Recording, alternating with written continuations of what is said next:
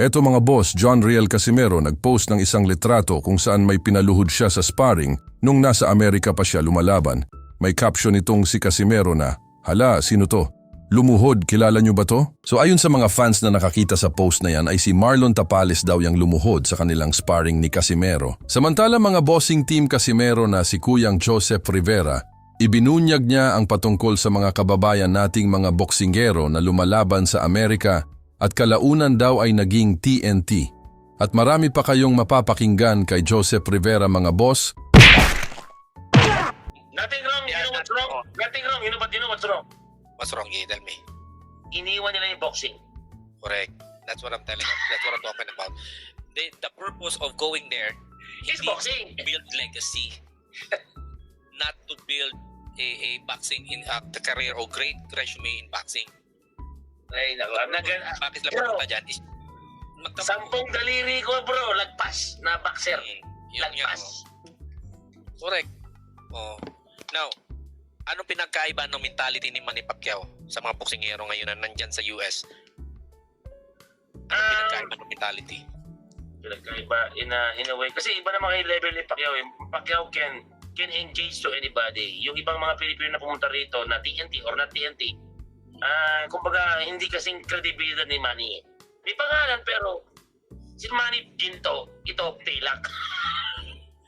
No, I mean whether kung anong magkano yung kinikita nila, hindi natin ikumpara 'yon. What we're going to compare is the mentality as a boxer. Mentality. Ano pinagkaiba nila? Si Manny never nag-TNT. Ang mga boxer dito pag nakaroon sa opportunity nag-TNT. Yun ang pagkakaiba. Opportunity wise pareho lang eh. Si Manny Pacquiao at yung mga boxer na pumunta rito.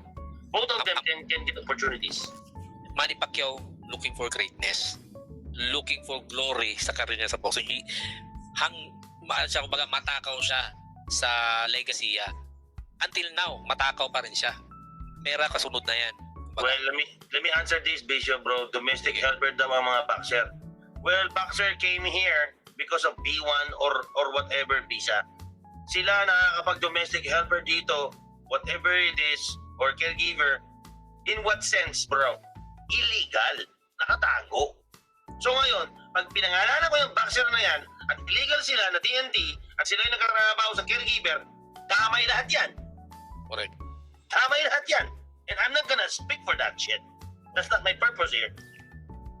Pero that's the reality. And I don't wanna say the sad reality, but that's life. Boxer choose themselves to be less or down sa kanilang career, hindi maging boxer. Hindi professional, kundi a domestic helper or caregiver. Whatever profession na yon.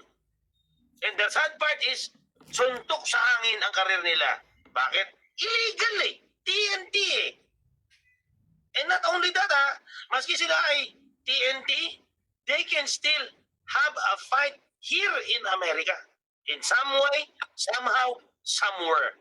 Habang wala pang laban, trabaho muna. And Okay? ako, So totoo yun, Brother Mark. And there's so many boxers na Filipino na they already tend to stay here, they want to stay here, and they want to marry somebody here para magkaroon sila ng status. And there's nothing wrong about it. Bakit? They trying to chase their dreams, man. yes, not in boxing. They chase their Not in dream to be boxing. financially free through working abroad. Correct. Ito, one of the examples, mas pinili nga ni KJ Cataraha. KJ Cataraha has a huge future in boxing. Pero dahil nga na-discourage siya, dahil nga doon sa rankings na wala man lang, kumbaga binaba siya sa ranking, down siya doon. Talagang very discouraging sa part niya na parang, bakit ganito? Hindi niya maintindihan yung ranking system. So, binitawan yung boxing talaga kasi nga walang mapuputang yung karir ko pag ganito. He has the opportunity, he has the skills na magiging world champion, pero binitawan niya. Just pinili niya magtrabaho sa Dubai. Bakit? Doesn't make sense to him na ituloy niya pa yung ganung klaseng karera niya kung talagang hindi naman siya, kumbaga hindi ibibigay yung opportunity niya sa boxing. Maraming nasayang na boksingero. Sad to say. Maraming boksingero na magagaling na hindi lang si Casimero ang natulungan na na si Casimero swerte. Pero yung ibang boxer hindi sinuwerte na walang tumulong. Sad to say. Correct. You know, isa na yan sinasabi mong si Kataraha. Madami bro. And until now, as we speak, tuloy-tuloy pa yan. Boxers are still trying to find a good people. Hindi na lang promotion eh. People na lang eh. That they can trust. It's hard to trust people in boxing. Honestly, it's hard. 4 years na ako dito pero yung mga tao na kilala ko, it comes and go. Pero yung mga tao nagstay, I want to treasure them and I want to keep them. Yun lang ang masabi ko, Bishop. As much as I can. Gusto ko si Martin, pero sana lang, bigyan na ng pagkakataon si Dumbua. Pati sarili niya. Martin has a future.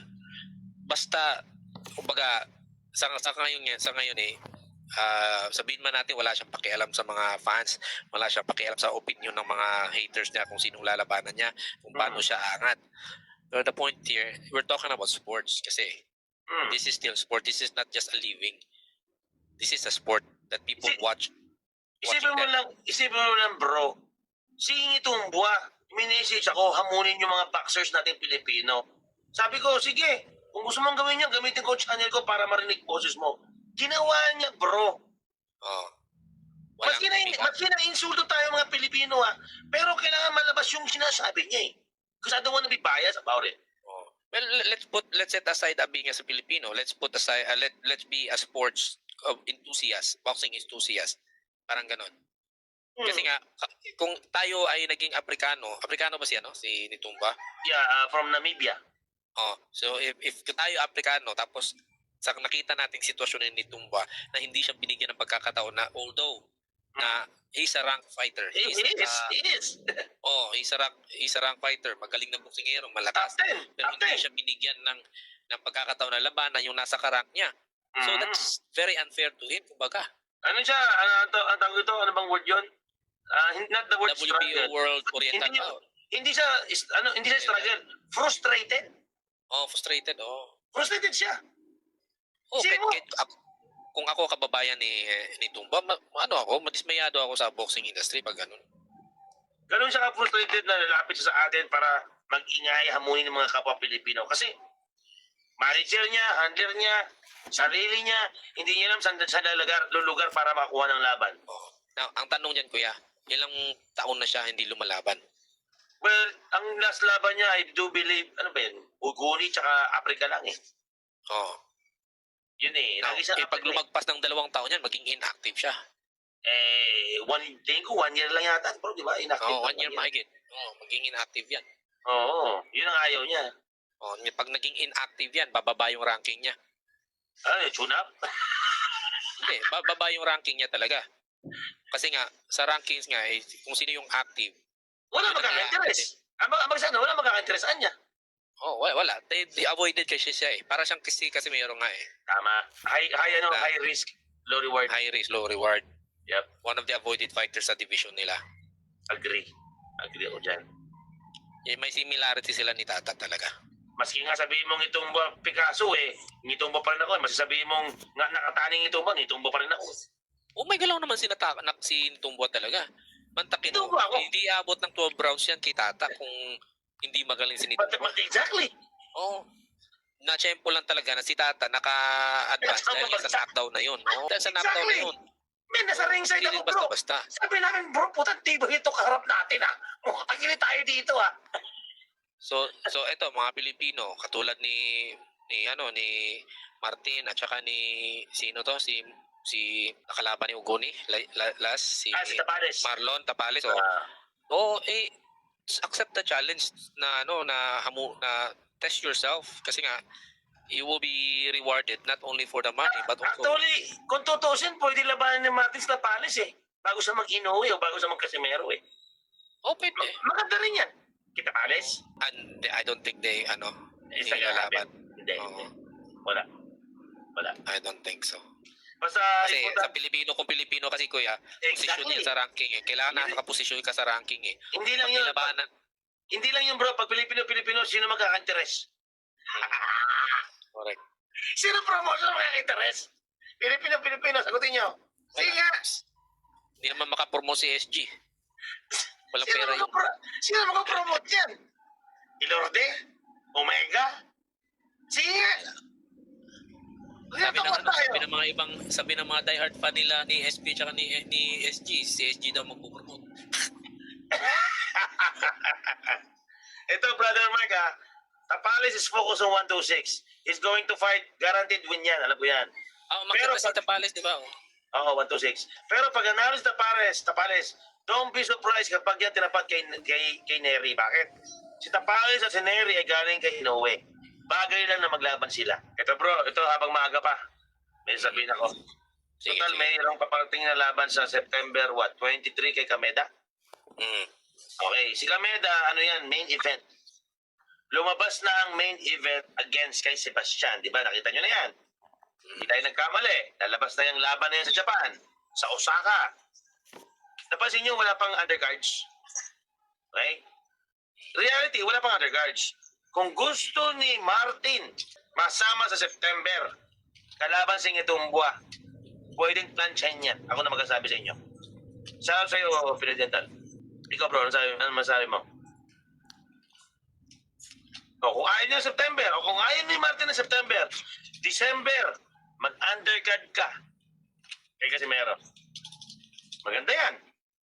Ang tanong dyan, sinong kakausap?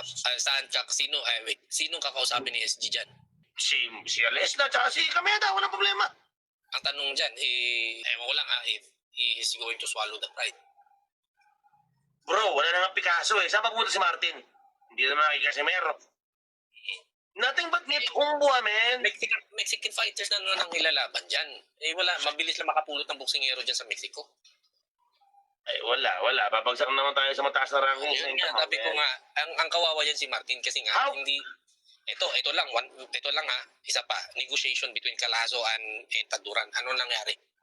That's the biggest bullshit of boxing industry kapag hinarap si Martin at siya ay number 1 at siya ay bibigyan ng 200, 300 or 100 ranking. That is the bullshit, man. Yun nga, di ba? Magkagalit tayo kasi nga, ang bata kumbaga nag-aantay ng big fight siya tapos hindi maasikaso ng handler niya. Gusto mo sasaludo ko kay Martin pag siya kumuha ng laban top 10 kahit anong sanction. Top 10 ha? Huwag ka tumampot ng 100 or 20. Kuya, naalala mo yung Puerto Rican na yung nakausap natin si Frontline? Yung isang vlogger na dito mo. Kwento tungkol dun sa negotiation ni Taduran tsaka ni Culazo. They asking too much. Ito na, may offer na pero tinaasan pa daw. Narinig ko yan. Increase pa. Pera Actually, close deal na sana yun. Pero nagbago yung tinaasan pa. Actually, pag tinaas mo yung pera, ibig sabihin, ayaw mo ilaban eh. Ganun lang yun eh. Sino ba yung nakipagkausap doon sa kampo nila ni Calazo? Who represent Taduran to negotiate, fight? SG. Yun ang ko doon. Maraming negotiation. Akala natin sobrang galing ni SG kasi nga dinadala yung Pilipino doon sa Pero ang daming negotiation na hindi successful dahil nga of greediness and at the same time too much alaga. Yeah. Yun na yung sabi ni Brother Mark eh. Bakit naging number 1 si Martin? Ranking number 1, seriously, parang nagdi-discriminate. Kasi nga, he was up there, number 1, pero he worked his way up because of his handler na gumamit at kumuha ng mga mahihinang nilalang just to be on the rank. As easy as that. It's easy to be number 1. Okay? Kumuha ka ng mga mahinang kalaban at pagkatuloy-tuloy ang laban. Yun lang naman ginawa kay Martin eh. May butas din kasi yung WBO when it comes sa ranking nila. So, kung mababasa mo yung guideline ng WBO, how to be ranked, how ranking works, kay Martin butas eh. Hindi siya lumalaban sa mga top-rated fighter. Mga caliber. Top-rated lang. Top-rated fighter. Hindi siya nakakalaban ng mga top-rated fighter, pero bakit siya naangat sa ranking? Naging number 1 pa. Questionable yung WBO nun. Kumbaga, dyan pumapasok yung sa ranking na may tinatawag na, correct me if I'm wrong, Bisyo, palakasan.